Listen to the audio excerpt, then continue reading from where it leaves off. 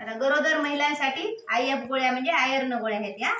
गरोदरपणात रोज एक गोळी खायची ही तुम्हाला, रोज रात्री खायची, जेवणानंतर घेणे आवश्यक आहे। तुम्ही काय करायचं, आईने कमीत कमी 100 दिवसापर्यंत रोज IF ची गोळी घ्यायला हवी। गरोदर महिलांसाठी आयर्न आवश्यक का आहे? आयर्न नवजात बालकाच्या योग्य मानसिक आणि शारीरिक विकासासाठी, गरोदरपणात गर्भात वाढणाऱ्या बाळासाठी रक्ताची पूर्तता आईपासूनच होते, तुमच्यापासूनच, हो की नाही? तुमच्याच रक्तावर बाळ जगाले होते।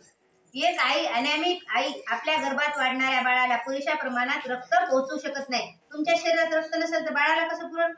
मग अनॅमिक गर्भवती महिला एका निरोगी महिलेच्या तुलनेत बाळंतपणाच्या वेळी रक्त जाण्यामुळे खूप अशक्त होती आणि तिच्या जीवाला धोका पण होऊ शकतो अशक्त बाईला, आहे की नाही? कणायला का रोज एक गोळी खायची, काही फळ असे खायचे। आता आयर्नची गोळी खाण्यामुळे तुम्हाला काय दुष्परिणाम होतात खाल्ले नाही तर? आणि खाल्ल्यानं विष्ठा काळी येणं, बद्धकोष्ठता होणं, पोट खराब होणं, अस्वस्थ वाटणं, हे दुष्परिणाम गंभीर स्वरूपाचे नसून ते काही दिवसातच समाप्त होतात। जर तुम्हाला गोळीची सवय लागली की पुन्हा असं काळी विष्ठा वगैरे होणार नाही। आणि लक्षात ठेवा, पती किंवा सासूबाईंना तुम्ही दर रात्री तुम्हाला आयर्नची गोळी घेण्याची आठवण करून द्यायला सांगा, किंवा तुम्ही स्वतः आठवणीनं ही गोळी घ्या।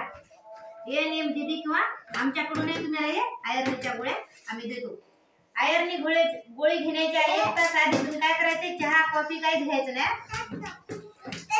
मग त्याच्यामुळे काय होते, ही गोळी शरीरात विरघळू शकत नाही चहा कॉफी घेतल्या तुम्ही। गोळी जेवणात लिंबू, संत्र आणि आवळा यासारखी फळं खा, त्याची आयर्नची पचन होण्यास मदत होते। लिंबू आणि संत्रीमुळे हे गोळी पचायला मदत होते त्याच्यामुळे।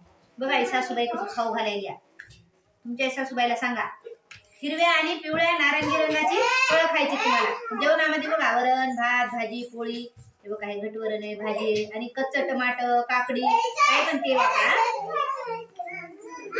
हे पण भाजीपाला खायचा आहे। गरोदरपणात काय काय खाण्याची आवश्यकता आहे? असा कोणताच खाद्यपदार्थ नाही जो तुम्ही खाऊ शकत नाही।